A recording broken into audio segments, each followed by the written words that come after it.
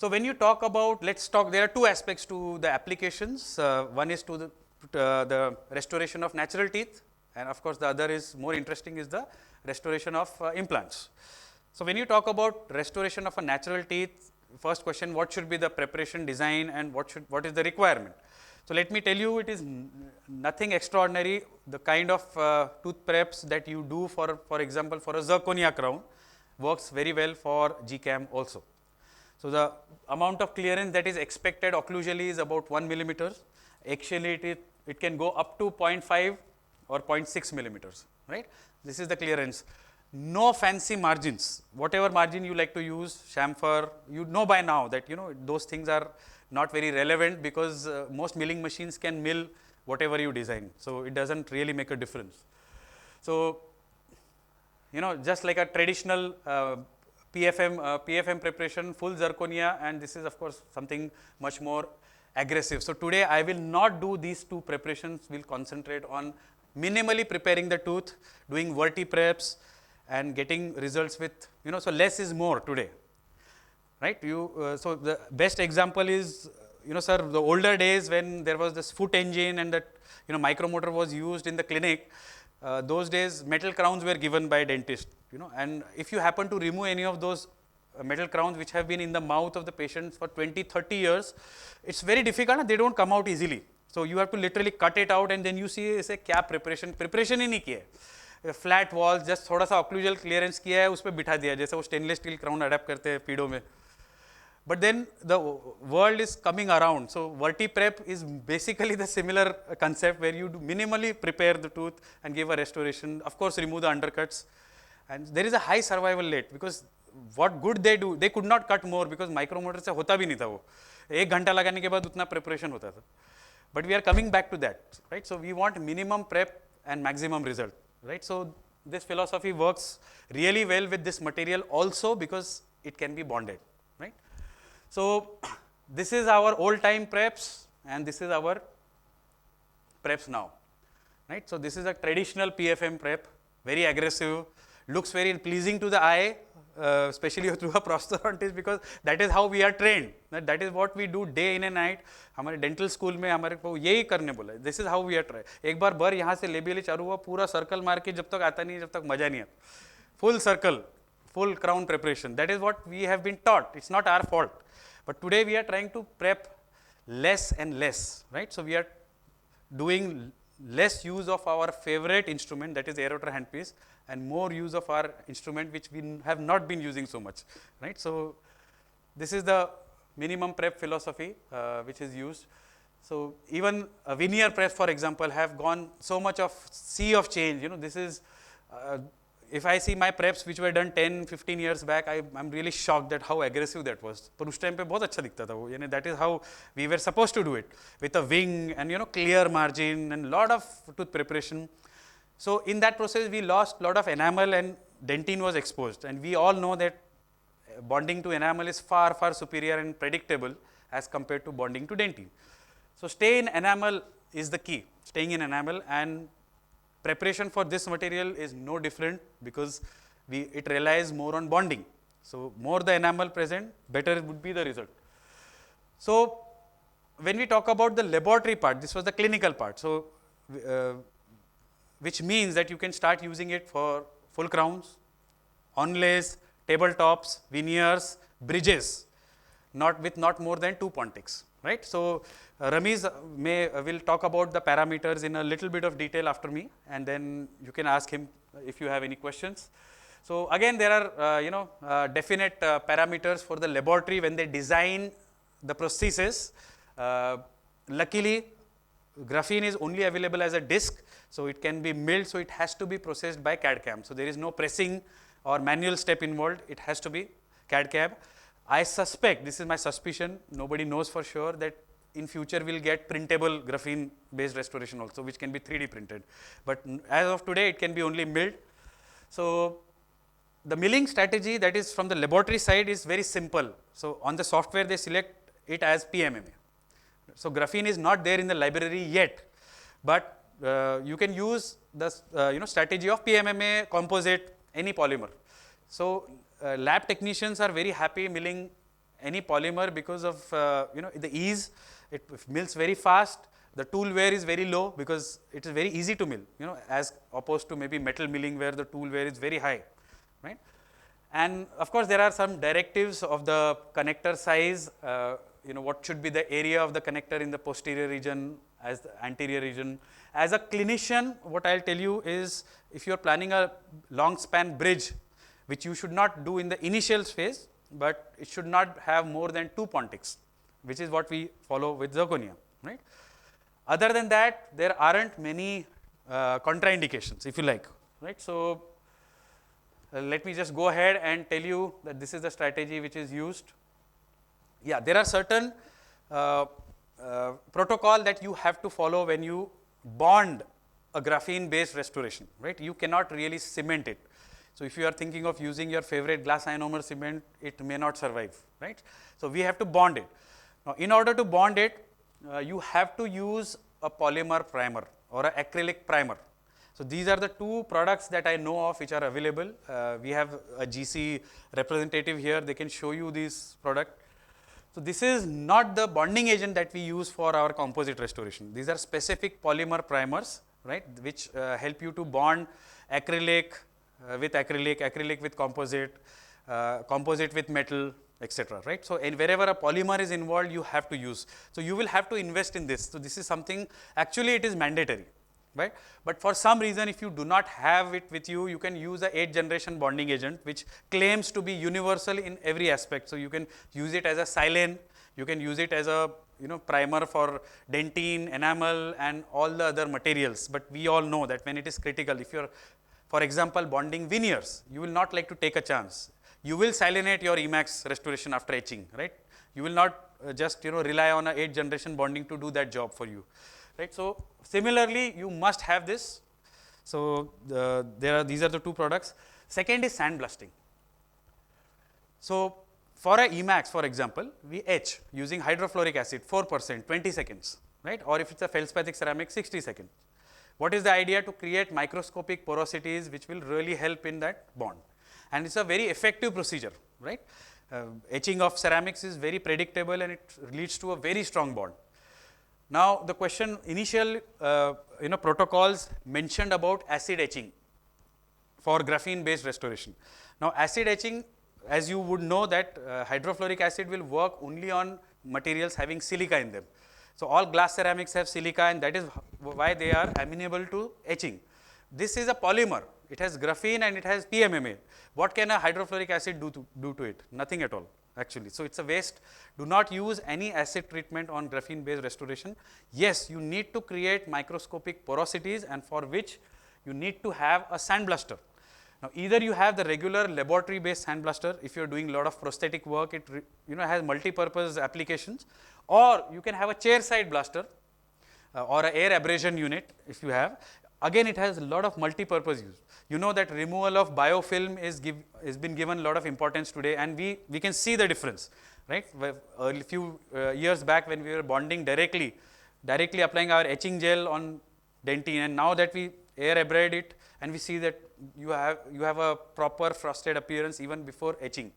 So, all the biofilm is removed.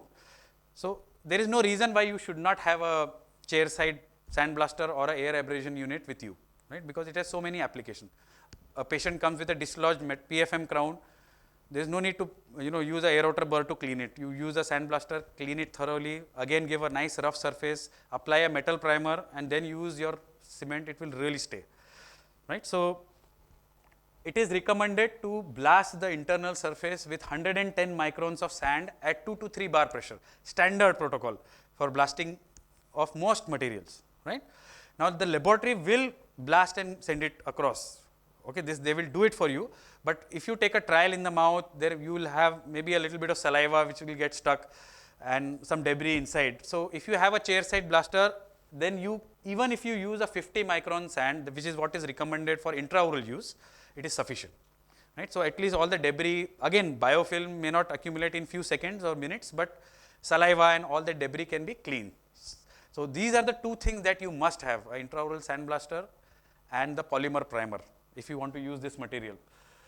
And then what do you use for cementation? Now, if we are talking about cementation on tie bases or implant stock abutments or implant frameworks, then we have to use dedicated anaerobic implant cements like DTK Kleber from Brident, or you have Multilink Hybrid from Ivoclar. So these are cements specially formulated for bonding of components externally, extraorally, in the laboratory or in the clinic, whatever application you want. They also come in various opacities. It can be translucent or opaque. So why I prefer opaque is it hides the darkness of the metallic component like titanium, which is sandblasted, right? So that dark color gets hidden behind it. So added advantage when you are using translucent material like Emax or even graphene based biopolymers, right? So these are the few things that most of you I think already have it, but if you don't, please make sure that you have it, right? So, and when you talk about bonding to the natural teeth, then of course you have a wide selection of resin cements that you would like to use, Variolink, Multilink. So when you are bonding in the mouth, for example, a crown or a veneer or a onlay or a bridge, use any of these resin cement. Can you use a self-etching 7th generation resin cement like U200? Yes, you can, provided there is sufficient primary retention form. So if you are bonding a full crown or a bridge, go ahead, use U200. But if you are bonding a veneer, then I would suggest that you go for a dual cured or a light cured dedicated resin cement, right? Where you use total etch technique and then bond your. So let us see the area of clinical significance that I have basically tried this material. Yeah, please. Yeah. Yeah. Yeah. Yes, acrylic primer. So internal surface, yeah, just to make sure, make it clear, surface of the tooth we all know. Phosphoric acid 37%, 15 seconds to 20 seconds, wash, apply, bonding it. So treatment of the internal surface of the graphene based restoration, sandblast with 110 or 50 in clinic, 50 micron sand, clean it with alcohol. No sandblast, no steam cleaning. So in the laboratory they do steam cleaning, which is for metallic and zirconia restoration. That steam is has very high temperature. It can actually melt that crown, because it has PMMA component in it. So no steam cleaning, but clean it with alcohol. Now we have a lot of alcohol in our clinics, thanks to the sanitizers, right? So isopropyl alcohol can be used to clean the internal surface thoroughly. Although higher the concentration, better it is at removing debris and organics, debris in particular. And then dry it, then apply your polymer primer or acrylic primer and light cure it. Don't leave it uncured, light cure it. That finishes your preparation of your graphene based crown, veneer or bridge, right? And then use any of the resin cement, bond. Very strong bond, very strong chemical bond, very similar to lithium disilicate. Now studies have to be done to compare the bond strength between the two, but I suspect it is a very, very strong bond. So we haven't had a actual debonding of any case till now, if you follow the protocol properly. That will happen only when you do not treat the surfaces very well, right? So this is one thing which, maybe if I talked about this protocol 10 years back, people would not, would have taken it with a pinch of salt, because, we were at that time only cementing things. Bonding was never in our repertoire, right? But today we are bonding virtually everything, right? So even for a PFM crown, we are using resin cement to fix them, right? So now today it's not a problem to follow this protocol. So I told you that my interest and where I have initially used this material was immediate loading of implants, and that is what I will try to show you. So the first case when this disc was given to me, obviously everybody is a little skeptical. So I told this in the morning as well that I am one of the early adopters, जिसको अपन simple Bombay के language में बोलते हैं जिसके कीड़ा रहता है, कीड़ा है तो जो भी मटेरियल दिया ट्राई करके एक बार देखना है, not thinking whether there is a science, enough science behind it. There are people who take step absolutely cautiously. इसका 5 साल का है क्या study, 10 साल, which is how it should be ideal, yes. But somebody has to do the dirty job, right? So we put our hands into it and like, okay, select a case and then try the material out and then see how it goes. So imagine she is a gynecologist.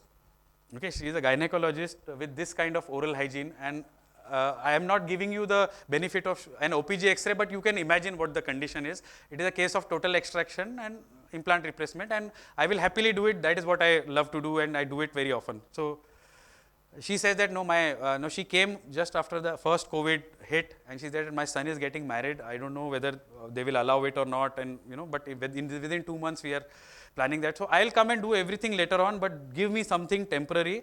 I am happy with my partial denture. I said I am not happy.